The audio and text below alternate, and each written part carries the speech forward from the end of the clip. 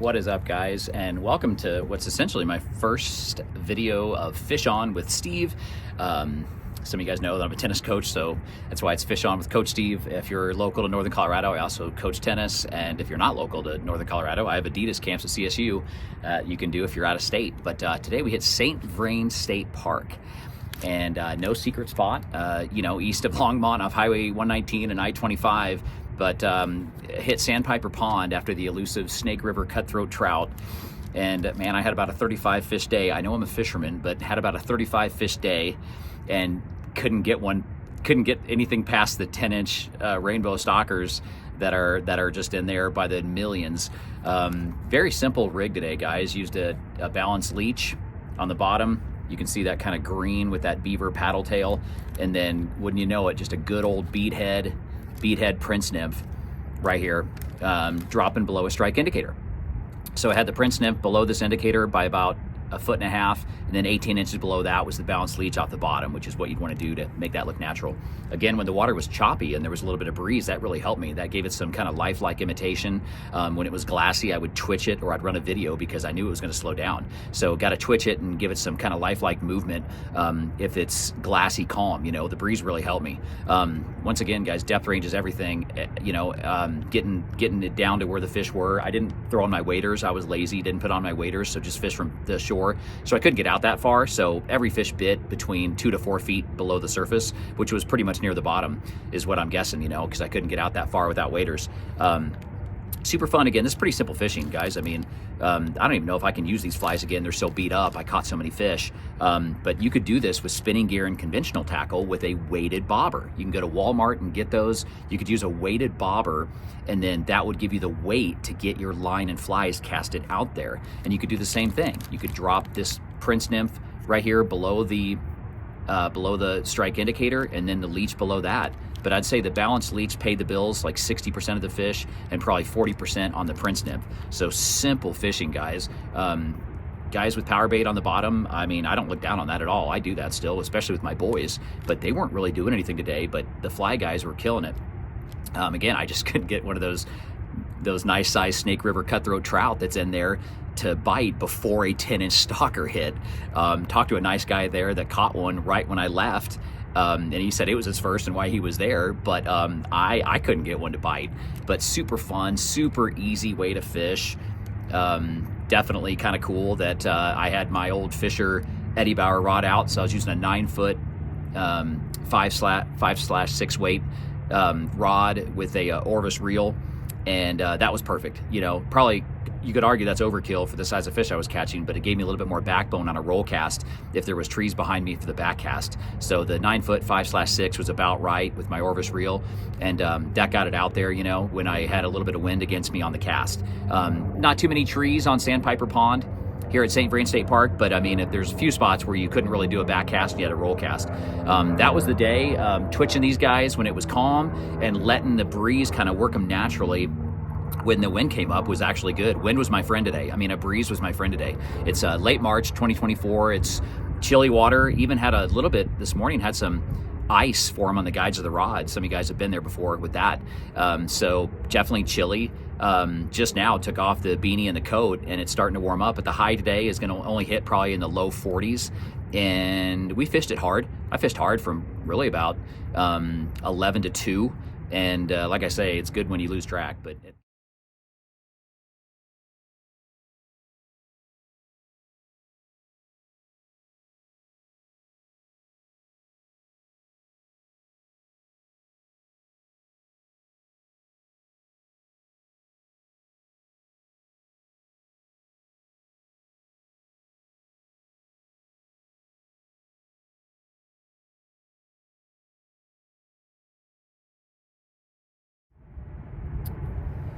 hey guys, gonna roll another video here. Yeah, kind of cool just to tell you a little bit about me. I've spent about half my life in Kansas City and about half my life in Colorado, literally like 25 years in each spot. So what I hope to do with these videos at worst case scenario is document some of my trips, and best case scenario, get some subscribers and followers and help you guys catch more fish. But definitely kind of a mix. I mean, I grew up fishing for largemouth bass, crappie, catfish all over Kansas. A lot of it with my neighbor, the Wardens, and my uncle in Hutchinson, kind of teach me how to fish a lot. And started off with like plastic worms for largemouth bass. My parents, when I was in high school, moved to a house in Shawnee that had a pond below it loaded with largemouth bass. So that really got me hooked, but I've been fishing my entire life. And then, of course, I made my first trip to Bennett Springs State Park with my buddy Maruti Day. And man, then I was hooked, Not long after that, I got into fly fishing. So kind of have a mixed background of conventional tackle, spinning gear, and fly fishing. From there, one of my first jobs, K&K Fly Fishers opened up in Overland Park, Kansas, sometime around then, and that was kind of the first fly shop in the area. And then one of my first jobs was to help manage the fly shop at Eddie Bauer on the Plaza, which is not even there anymore, where I got this rod. You guys can see it right there, Eddie Bauer made by Fisher. And this is what I use today, a 9-foot 5/6 weight. So still have this and still use it. And this is a 30-year-old rod because, that job was a long time ago. But then, man, Roaring River and Bennett Springs was kind of my main spots. And in Missouri, fly fishing for trout all through high school and college. And then discovered the White River in Arkansas. So that was a pretty special, kind of fun day trip for fishing. After graduating from KU, moved to Colorado, and literally moved to Colorado for the trout. I didn't have a job. I didn't have family. I didn't have friends. I moved here to become a park ranger. And that gets me to why I'm at St. Vrain right now here in a second. But moved here to become a park ranger and catch fish. And there must be 5 or 6 fish I haven't caught yet in the state. And so spent the last 25 years, every day off that I've had, catching trout in Colorado, all over the place. Moved to Fort Collins initially in April of 1998 and fished the Poudre River every single day. Discovered high mountain streams and brook trout. Now co-own a drift boat with a buddy, Mark, and we head up to Wyoming on the North Platte and different lakes up there and in Colorado. Pretty cool. But like I say, the kind of what's neat about coming to St. Vrain State Park is this was one of my first jobs. In the winter of 98, 99, I was a seasonal ranger right here, back when it was called Barber Ponds State Park. And it's changed a ton since then.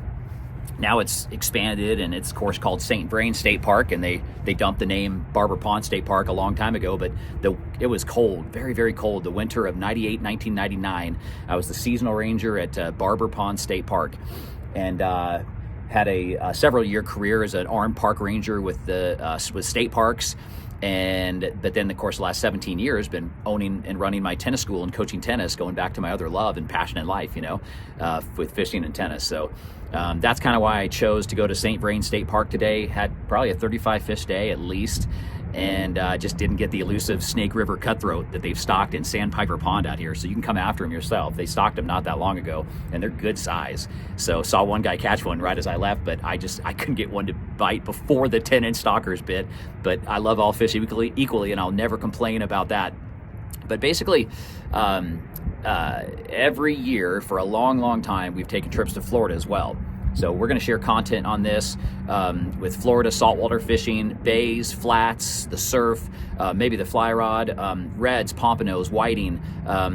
If you guys already follow me on Facebook, you see I catch 6-foot sharks all the time. Sometimes the 6-foot shark bite where we vacation on the panhandle is better than the whiting bite. So basically with me, you got someone that was born and raised in the Midwest and has those roots of spinning gear, bass, crappie, catfish, but then got addicted to fly fishing and also can take you on some adventures in Florida. So that'll be the bulk of this Fish On with Steve, is Colorado adventures and Florida adventures. And who knows, if I ever get back to the Midwest, which is home, maybe some bass, crappie, catfish shows too. So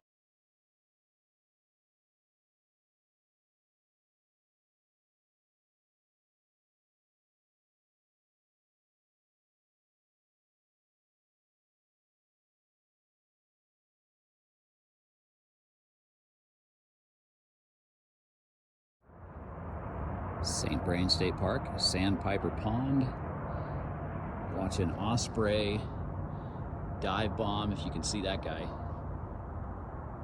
right there. Watch an osprey dive bomb and take stalker trout. Doing pretty well on the balance leech and the prince nib. Crowded spot, but still plenty of room to fish.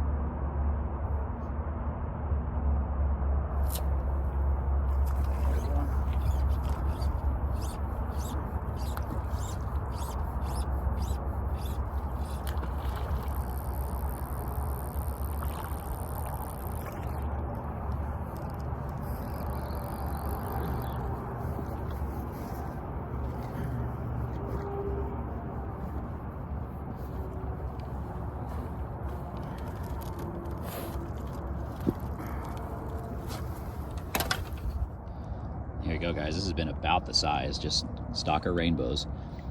We're in Sandpiper Pond. We're after the Snake River cutthroat trout, and you can see or maybe you can see he took the balance leech again. Little stalker rainbow to start the day at St. Vrain State Park. We'll take him.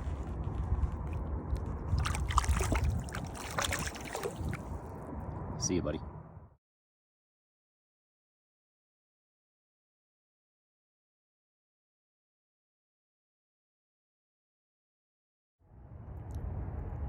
What's up, guys? Steve here with my first video for Fish On, and I'm at no secret spot today. This is St. Vrain State Park. I actually worked here as the winter park ranger a long time ago, and it's called Barber Ponds. Behind me is the entrance station. You can see cars coming through, and I'm fishing Sandpiper Pond, one of those that was stocked with the Snake River cutthroat trout. So that's what I'm after today.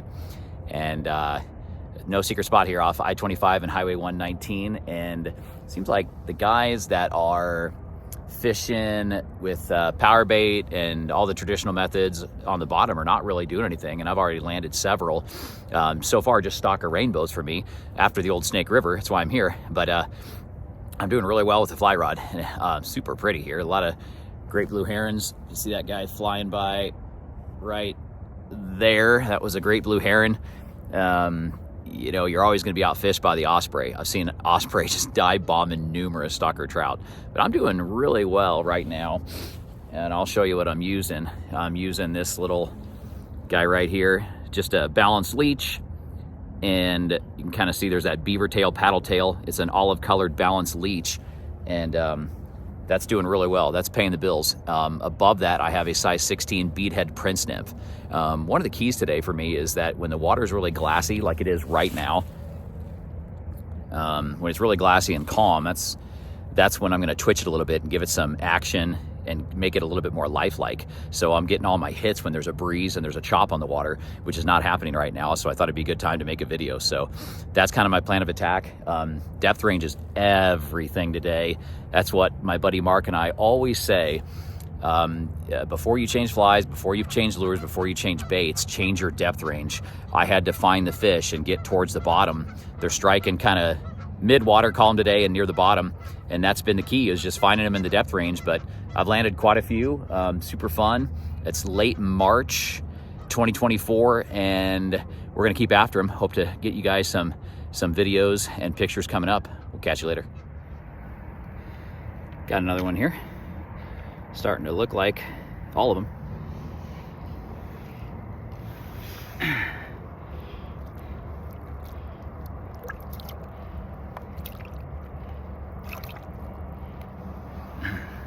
See ya. Got the rubber mesh net. If you guys don't have this, it's worth every penny. Not only better for the fish, but if you get your hook stuck in it, it's easy to get the hook out. Better for the fishermen too. This is a bald eagle pond at St. Vrain State Park, and it's actually managed as a trophy largemouth bass fishery. So here's my roots right here. This is how I grew up fishing. This is how I got hooked to fishing in Kansas, is largemouth bass. That guy right there, smallmouth too, but mainly largemouth in Kansas. And first job I ever had, Barber Pond State Park, winter of 98, 99. And 25 years later, here I am making my first episode of Fish On with Steve. And just left Sandpiper Pond going after the elusive Snake River cutthroats. Tore up the stalker rainbows, but couldn't get a Snake River. But definitely going to have some conventional tackle content, spinning gear content, fly rod content through Colorado, Wyoming, and Florida mostly. And the mountains are way over there where a lot of people go. I get it, this is off Highway 119 and I-25, not the prettiest spot, but it still was my first job and a pretty special place to be. And some of these ponds are loaded with fish. And again, I'm no snob. I'll get along with you if you throw a night crawler on the bottom and sit in a bucket and drink beer. And I'll get along with you if you have a $100 Orvis shirt and you're a dry fly fisherman only. And I'll get along with you if you fly fish for tarpons on the flats in Florida, or certainly if you catch 6-foot shark like I did last month in Florida. We'll see ya.